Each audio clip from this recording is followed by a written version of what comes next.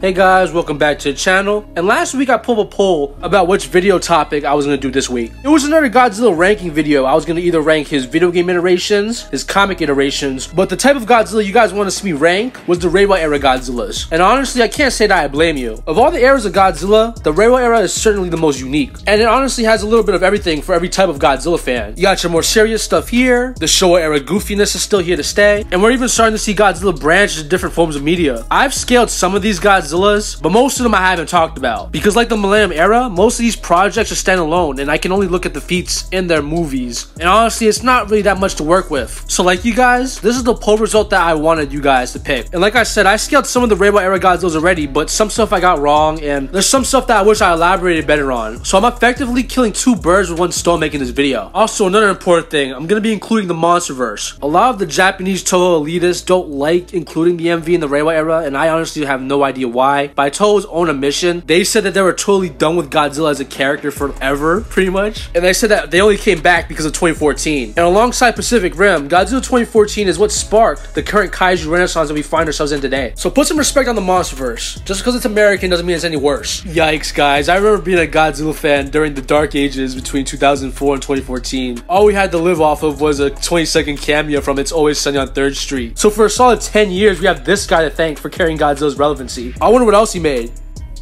Oh, but anyways guys, I picked 6 or 7-ish kinda Godzillas that are in this video. So get your snacks, we're in for a long video this week. So join us today as we'll seek to find out of all of these versions of Gojira, who is the true king of the monsters. But first, if you like the power scaling content, be sure to like, share, and subscribe. We post weekly videos and we cover a wide variety of topics. From Godzilla to Final Freddy's, this is the place you want to be at. Be sure to follow all of my socials. With all that garbage out of the way, let's get into the ranking. Alright, and getting right into the ranking, and to absolutely no one's surprise, at the bottom of the list we find Shin Godzilla, and I mean, what can I say? I have an entire video going over his stuff, but for all you new guys, I'll make it real quick. Shin Godzilla is very massive and wide, and with the size of his tail alone, he dwarfs entire city blocks and buildings. And this is ironic because according to most calculations, the kinetic energy output of this creature, kinetic energy in simple terms just being the amount of energy he outputs via motion, would come up to anywhere as low as 0.68 tons of TNT to anywhere as high as 12.78 tons of TNT, which is anywhere from building to city block level. This range of attack potency is pretty consistent, as smaller and weaker forms of Shin Godzilla are shown to destroy and topple entire buildings.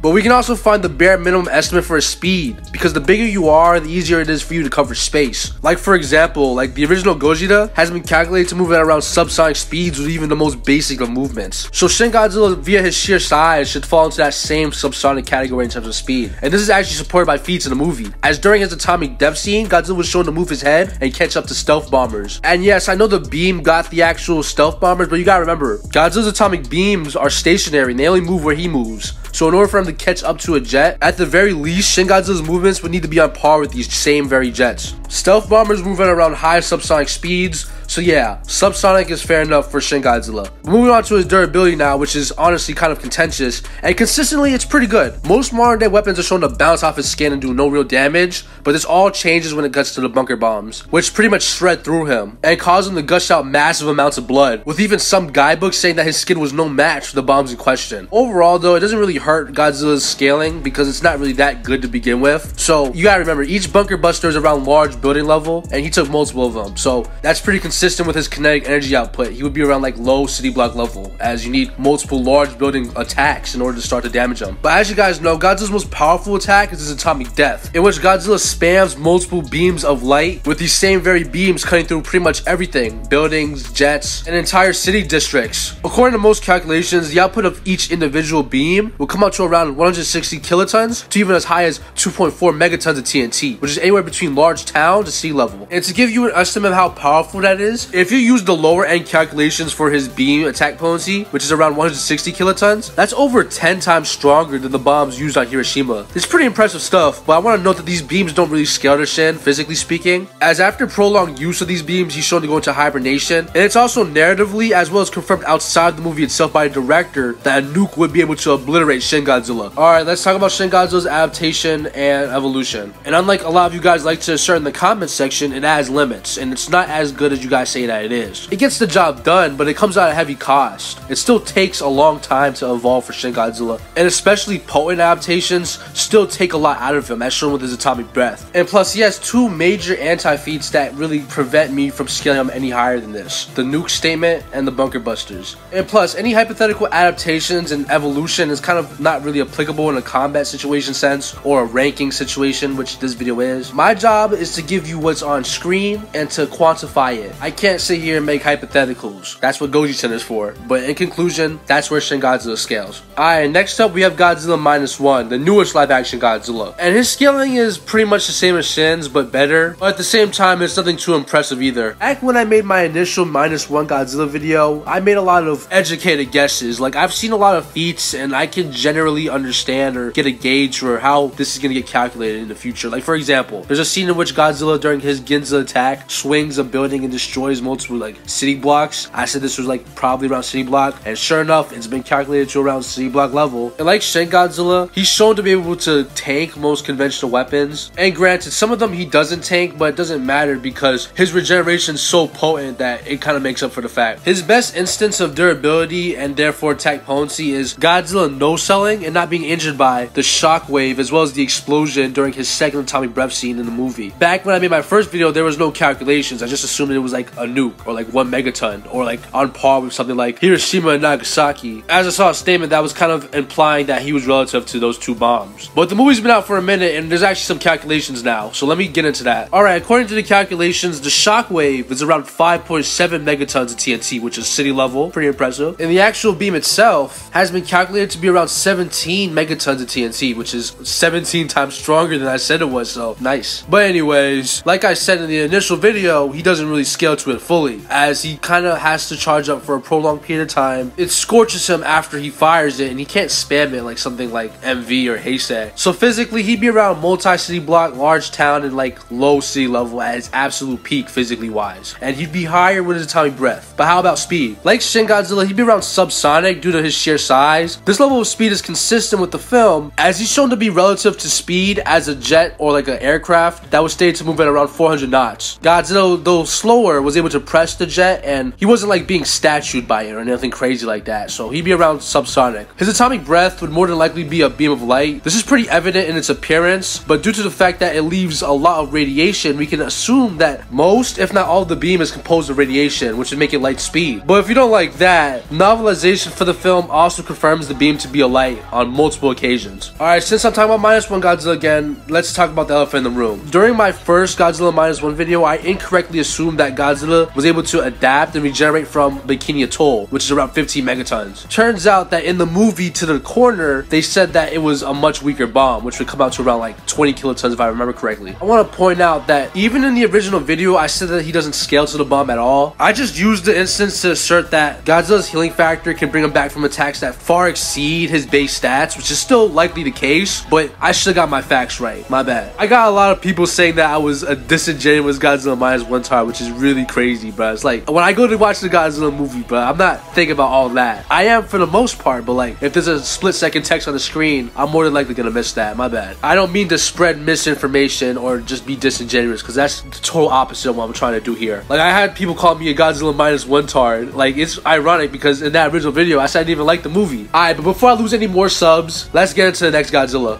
Alright, moving on to our next Godzilla now, and we're gonna have to talk about the first Godzilla to be the main antagonist to an anime series, being none other than Godzilla Ultima. And for this part of the video, I'm only going to be talking about the avatar that we see in the show, so I don't want to hear anything about his architect being 17D. But outside of metas like that, he's actually still pretty impressive. Like, for starters, like Shin Godzilla, he evolves, and at the climax of the show, we see him at his final perfect form, which should obviously upscale the previous weaker forms, but unlike Shin Godzilla, those weaker forms have pretty good feats. For example, Godzilla Amphibia caused a 500-meter tall explosion, and when calculated, the energy output of this explosion would come out to around 5.61 kilotons of TNT, which is around town level if I'm remembering the tiers correctly. Another feat that his perfect form should upscale is Godzilla Terrestrius creating a massive energy burst as a direct side effect of his transformation, which comes out to around 1.61 megatons of TNT, so city level. So we see as a baseline, Godzilla Ultima's avatar gets around large town to city level, which is like the high-end interpretations for the last two previous Godzillas, and he gets that more casually, so that's why he's higher. But moving on to the perfect form's actual feats now. Godzilla, while in the ultimate state, caused over 1,000 earthquakes over the country of Japan within an hour. When he calculated, this feat would come out to around 609 megatons of TNT, which is around mountain level plus. But for higher ends, and we're gonna have to talk about his final performance against Jet Jaguar, in which he contributed to a beam clash that was potent enough to disperse the red dust over Japan, and when fully calculated, the combined energy output of this feat would come out to around 139 gigatons of TNT. So we have to divide that value for 2 since there was 2 people, and that's around 69.5 gigatons of TNT that Godzilla should independently scale to, which is around island level plus. But moving on to speed, and obviously the fastest thing he has on deck is his atomic breath, which has been calculated to move at a low end at around Mach 112, and at a high end it can move at around Mach 139. Both values are around massively hypersonic, so at least that's the speed of his atomic breath. I couldn't find anything that said that it was like a beam of light or radiation, so he doesn't get that speed of light scaling, unfortunately. And as for physical speed, he'll get a baseline of around subsonic due to the size of him, yes, and he can arguably be hypersonic in reaction, physically speaking, as he was able to grab a missile out of the air. And yeah, that's pretty much it, I think. So let's just move on to the next Godzilla. Alright, now we get to the first Godzilla on the list I actually like, and it's none other than the Godzilla featured in the Toho anniversary shorts from Godzilla vs. Gigan Rex and Godzilla vs. Megalon respectively. Most of the fandom calls him Gemstone Godzilla, so let's just call him that. And I guess I gotta address something about Gemstone Godzilla before we get into the scaling, and that's the blatant Heisei connections. For those of you guys who don't know what I'm talking about, there exists a lot of implications in the film that imply that this Godzilla is actually a grown-up version of Junior from the end of Godzilla vs. Destroyer. Now granted, these implications are pretty blatant, and I think that was possibly the narrative intent, but without Toho's official confirmation, I think it's a little headcanon-ish to argue. And seeing how this is a modern Godzilla ranking video, I think it's more appropriate to look at what he individually brings to the table. And for starters, he can easily get into that multi-city block range very quickly, as his atomic breath has been calculated to be the equivalent of around 185 tons of TNT, which is multi-city block. And this is one of the first Godzillas that actually scales to the full output of atomic breath, as he can endure physical attacks from kaiju who can survive it, and much more directly, he can use his atomic power to boost the attack potency of his punches. And Godzilla also has an amped up state where he gets all white and stuff. I don't know what to call it, so I'm gonna call it Gear 5 Godzilla. Got a problem with it? Click off. Don't actually do that. I gotta eat tomorrow. But anyways, this amped up Godzilla's atomic breath is so potent that simply by passing through city districts without making direct contact with the ground, it can produce explosions in the kiloton or town levels of power. But we can get into much higher ends by talking about the temperature of these attacks. Now, like I said earlier, I'm not gonna scale him to Heisei Godzilla, but seeing as how the connections are so prominent and explicit, I think it's appropriate to at least attribute some attributes to Heisei Godzilla and give them to Gemstone Godzilla. Like, for example, in this scenario, the temperature of the atomic breath. Heisei Godzilla very infamously had an atomic breath temperature of around 500,000 degrees. So when you go back to your previous shots of the atomic breath, and then you calculate it with this information in mind, you'll find that some of these blasts get into the megatons in terms of power, like upward to like 70 megatons. And for reference, that's more powerful than the tested SAR bomb. But this isn't the end of his scaling, as during his beam clash with Gigan Rex, the beam is shown to be more powerful as Godzilla pumps more energy into it, and it even gets bigger than him. The first initial peak of power of the atomic breath has been calculated to be around 991 gigatons of TNT, and then the final push gets it to around the teratons. So it starts off as large island level, and then it gets bumped up to small country. Oh, and the shockwave that's produced after the beam clash comes out to around city level, so that's more consistency for the city level stuff. As for speed now, Gigan Rex can dodge and react to the atomic breath, which should be a beam of light considering we are liking stuff of Heisei Godzilla to Gemstone. Godzilla scales to both variants of Gigan in terms of speed, so he would get into the relativistic to relativistic plus ranges of speed. And that's around it, pretty much. And I just want to say this Godzilla is much stronger than I thought. I thought he would be around city level or maybe mountain level at best, but he actually has some pretty good stuff. I want to just credit Godzilla King of Monsters now because he actually made a video on the subject, and it's actually where I pulled a lot of my calculations from. King of Monsters also did the calculations on the Versus Wiki that I found for Godzilla's singular point. It wasn't intentional, I just found them on there, so go support his channel. But moving on to the next Godzilla. Alright, now moving on to my favorite Godzilla of the modern / Reiwa era, and we have none other than MonstVer Godzilla. The first thing to establish about this Godzilla is that he very casually scales to his atomic breath. This is most blatantly shown when Godzilla is able to get hit by an axe that was powered up by multiple prolonged shots of his atomic breath. This is very notable because Godzilla's atomic breath is stated to be the most powerful force in nature. And not only did Godzilla survive the hit, according to some author statements, the only thing that was hurt during this entire scene was Godzilla's pride. But due to the atomic breath upscaling any force in nature, it would upscale any hurricanes, earthquakes, and even some volcanic eruptions, with the largest of these phenomena being the 1960 Valdivia earthquake, which radiated large mountain amounts of energy, and its total seismic energy came out to around country level plus. So unironically, this Godzilla scales higher in base than the previous amped Godzilla we covered. Alright, so let's get into this Godzilla's own individual feats. Godzilla was able to fight on par with Muto Prime. Granted, he was on the losing end more times than not, but this bad performance has been confirmed by the author to be only due to Muto Prime's hacks. Not only that, Godzilla is confirmed to be much stronger than Muto Prime. This is very notable because Muto Prime is capable of ripping apart the Earth's mantle at supersonic speeds,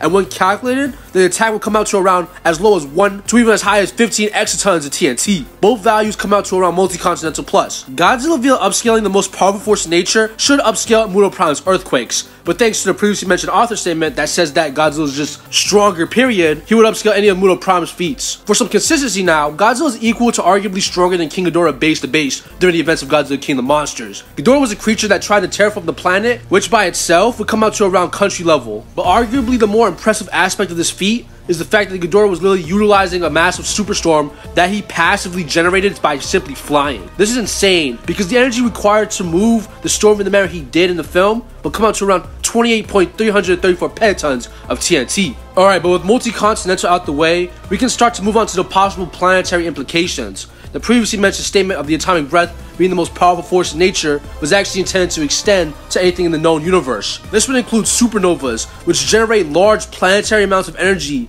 bare minimum. Planetary is pretty consistent, as if you use the quantum scale for its atomic breath, you can get into the zetatons. And for some more consistency, you can use author statements that confirm Ghidorah, like his show itself, is a casual planet destroyer. So yeah, it's certainly a higher end at the moment, but things are coming together to kind of, I'm gonna just put it like this, I may or may not be gatekeeping some higher stuff. But large planetary is a nice baseline for him. But if you don't like that, the multi-continental stuff I presented would still put him above any of the other Godzillas. But moving on to speed now, Godzilla's atomic breath is composed of Cherenkov radiation, which moves at around 75% the speed of light when it's shot in a vacuum. Characters such as Ghidorah could dodge it, and even Kong could react to it. Godzilla can fight on par with both of these individuals, with him being shown to overwhelm Kong during the events of Godzilla vs. Kong. This would get Godzilla to around relativistic plus, bare minimum, to possibly even a little bit times faster than the speed of light. Godzilla also has multiple forms, including a new pink colored form. This new pink colored form is also stated to be the strongest Godzilla's ever been, but these are from like the back of toys and promotional material that's not really guidebooks and stuff like that. So at the moment at least, it's kind of hard to say if Godzilla's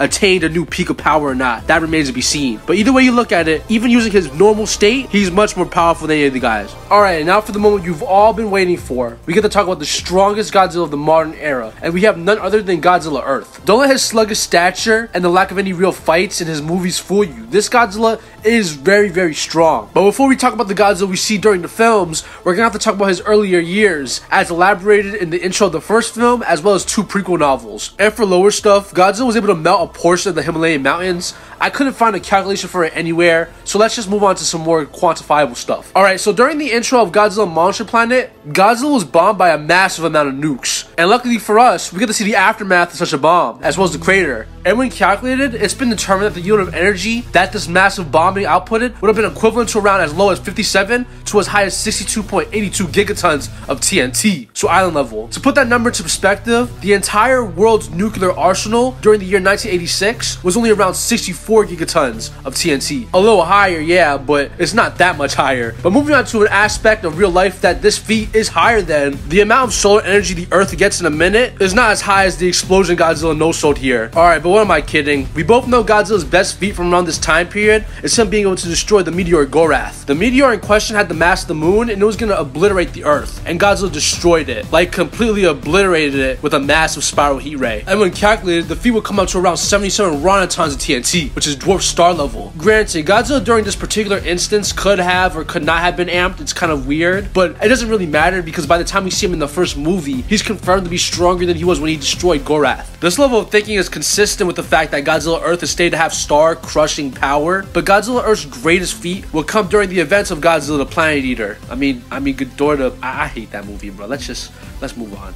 But anyways, he would fight Void Ghidorah in this movie. Void Ghidorah has a lot of great scaling and good metas, but unfortunately, it's kind of hard for me to scale Godzilla to any of that. Like for example, there's a scan that says the battle shook the universe. That could probably be interpreted as hyperbole, but even if it did, most of the battle consisted of Godzilla being slowly devoured. Like, how can I scale any of that to him? Now, granted, without Ghidorah's hacks, Godzilla was pretty easily able to beat Ghidorah, but Ghidorah during this scene was cut off from his true form. So this part of the film here doesn't really mean anything. But Godzilla has one great feat during this point in the film that doesn't really require him to scale Void Ghidorah at all. And I'm of course talking about him destroying Void Ghidorah's black holes, which are confirmed to be real black holes, by the way. And he casually obliterates them with even his base form atomic breath. The calculated attack potency for Godzilla during the scene will come up to a level that's so ludicrous and ridiculous, I'm not even gonna waste your time giving it the equivalent in TNT like I usually do. I'm just gonna say straight up, it will solar system level. This level of power would also be higher for Godzilla, as he has the Scarlet form, which is stronger than his base form. But as for speed now, Godzilla Earth is pretty slow and chunky, and he doesn't do anything. Like, I remember, wasn't one of the entire plot points of the second film is that he was taking a day to walk to somewhere that the humans got in like a couple hours, and he was walking slow that they could just form an intricate plan in order to beat him during that time frame. Yeah, he's not very fast. But luckily for him, his atomic breath is confirmed to be a beam of light, making it at least the speed of light. So in conclusion, though this Godzilla is pretty slow, the video is called Ranking Godzillas from Weakest to Strongest. And in terms of pure strength, Godzilla Earth cements himself as the true king of the Reiwa or modern era of Godzilla. And just like that, we're done with another video. If you made it to the end, I'd like to thank you for watching. As someone who makes these videos once a week, I know that time is pretty consuming. So the fact that you came over to this video, now granted, I'm still recording it, but I feel like we're closing in on the 20-minute mark. So the fact that you've been able to spend that much time with me today, it's really humbling, and I'd like to thank you. I wanted to cover True Form Ultima. I really did, but once again, 20-minute video, come on. But I figured that we don't really see this Godzilla in the show that much, or at all actually. The way in which he does his thing is also pretty broad at the moment, and we might not even get any elaboration. Singular Point came out a couple years ago, and we've heard radio silence since then. So I feel like it's kind of cheap to be like, and number one, we have Godzilla Ultima, he's 4D, blah blah blah. And that's all he would have, literally. But I'll make it up to you right now. If you guys get this video to over 500 likes, I will scale not only True Form Ultima, I'll put him up against Void Ghidorah. That sounds like a pretty fun matchup, and I'm kind of interested to see who wins, because let's just put it like this. Even I'm not sure who would win that one. I want to note that this video would not be the next video, as I have something else planned, so it would come out within 2 weeks. But you know me, I'll be back next week, but until then, stay Big G fans.